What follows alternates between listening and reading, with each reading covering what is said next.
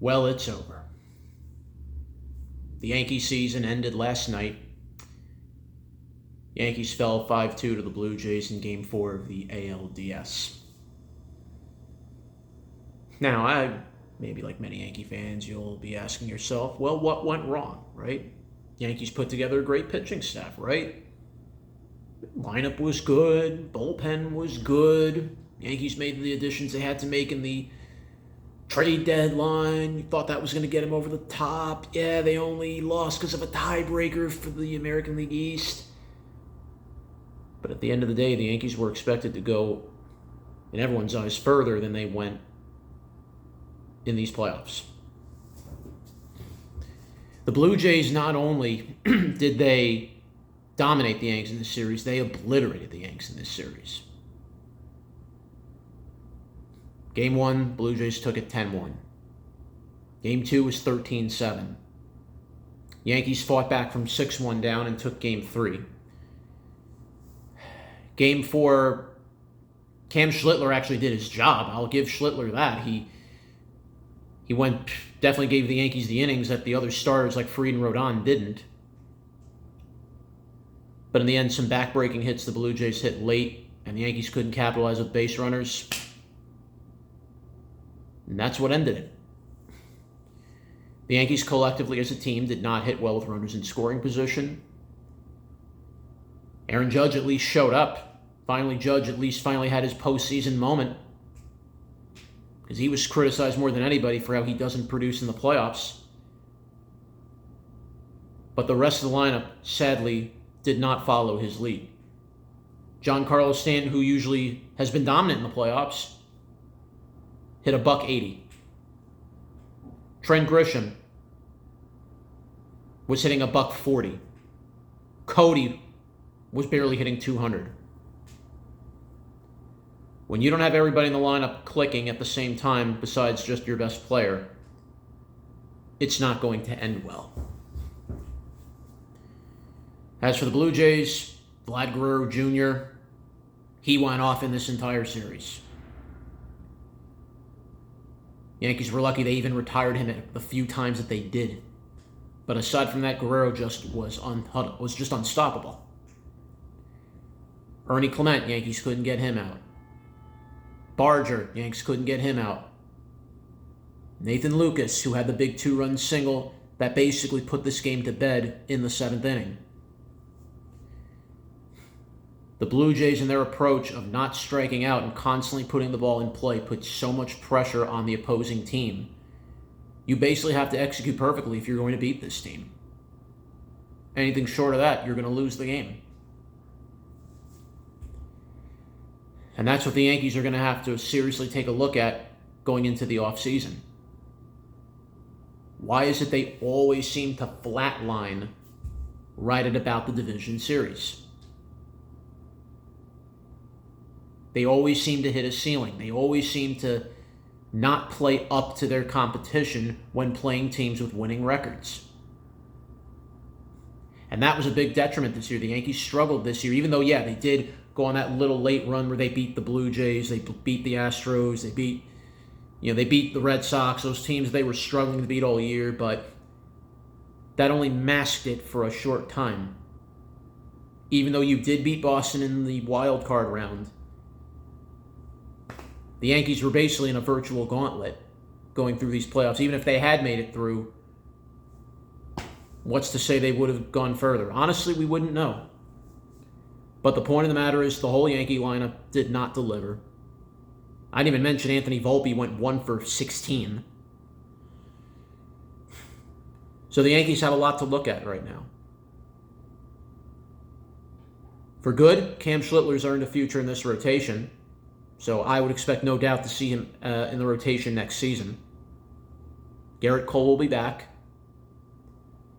For the most part, the rotation I wouldn't be too crazy worried about. I think the rotation is okay. The pen, there's going to need to be some work there. Devin Williams did come on down the stretch, which was huge, because we hadn't seen much of that consistency all year. And honestly, if Devin had been even a fraction of what he was capable of a year ago, that was at least a fraction of more games the Yankees would have won. Maybe at least 10, 15 more games the Yankees would have won if Devin Williams had been the lights-out guy that we saw at the end. Maybe the Yankees would have won the East and it would be a whole different season. So you'll have Devin that you'll want to re-sign. He's a free agent. The Yankees, remember, got him in a trade. They did not sign him to a contract. So that's somebody I think the Yankees need to look at keeping. Bednar, solid as a closer. So I think we found a closer for the next little period of time. So definitely Bednar, you want to make sure you lock him up.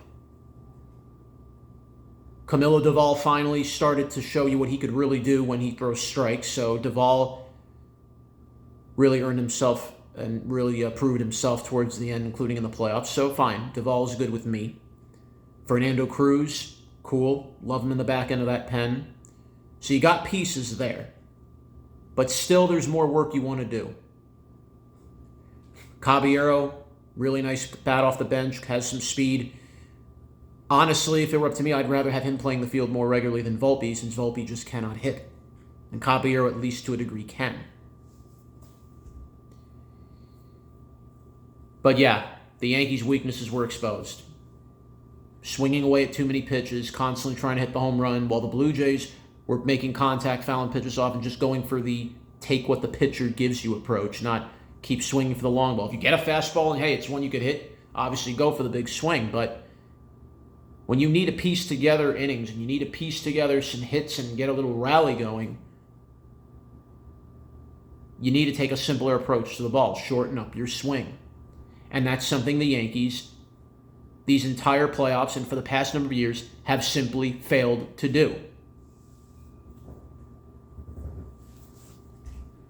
You'd wonder, why does Cashman and Boone even stay here?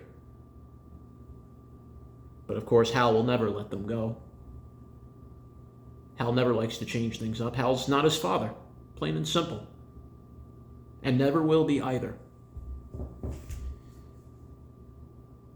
If the Yankees don't come in next season pissed off, especially when the Blue Jays were basically rubbing it into your face, saying the Yankees lose, and Vlad Guerrero pretty much now has established himself as the new villain in the American League East for the Yanks. Not to mention they were playing your New York, New York song that you'd normally win with during their clubhouse celebration.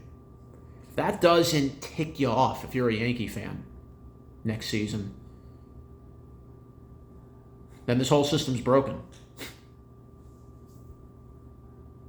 The Yankees have lost something since last year losing in the World Series. Even though they did make it to the playoffs, they didn't look the same. The fielding errors continue to be a problem again. Jazz booted a ground ball that would have been a double play, which led to the Lucas 2-run single that basically decided this game.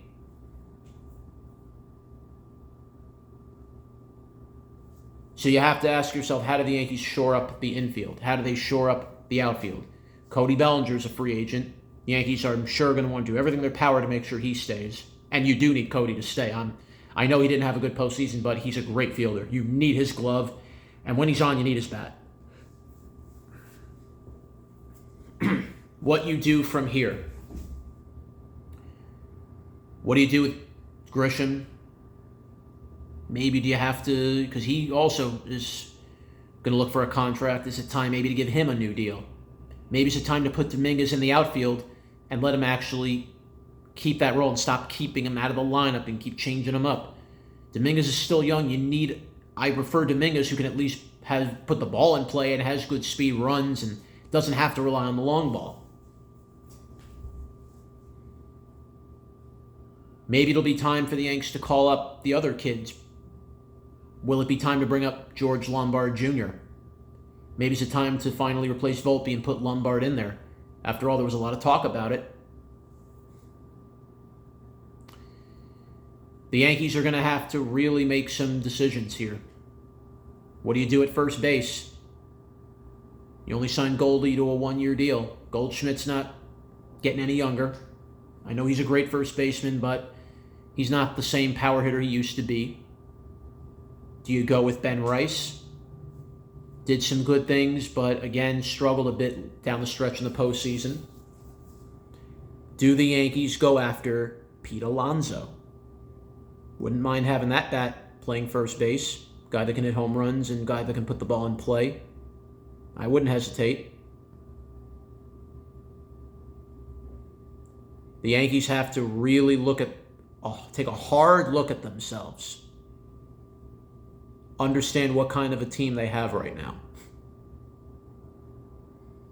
They need a team that's going to focus on contact hitting.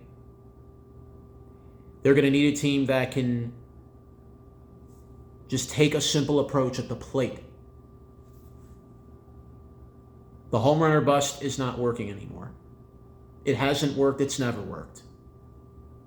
The old school approach that the Yankees have employed from their 90s days doesn't work in today's game anymore. We're not in the 90s anymore.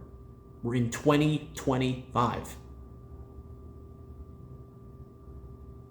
Big changes need to be made on the horizon if you're the Yankees. And how soon they will be taking place, well, I hope the front office is starting to have those discussions now. And the Yankees better make some plays during free agency. So unfortunately, a 2025 season that had so much promise came to a screeching halt at the hands of the Toronto Blue Jays. And the Yankees will ask themselves, well, what could have been? As we've been saying that for 16 years. For the Yankees, the offseason now has begun. And it's time to make the right decisions for the good of the team. Jonathan Pariente, Execution 10, saying bye for now.